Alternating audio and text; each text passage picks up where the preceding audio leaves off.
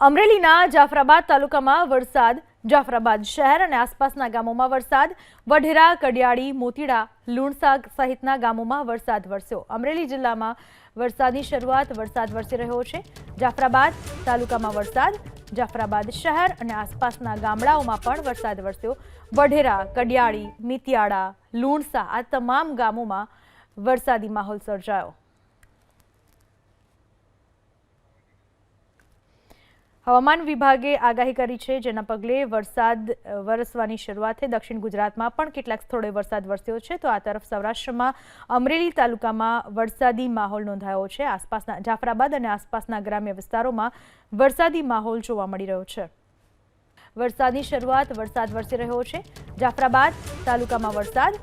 જાફરાબાદ શહેર અને આસપાસના ગામડાઓમાં પણ વરસાદ વરસ્યો. વઢેરા, કડિયાળી, મિતિયાળા, લુણસા આ તમામ ગામોમાં વરસાદી માહોલ સર્જાયો.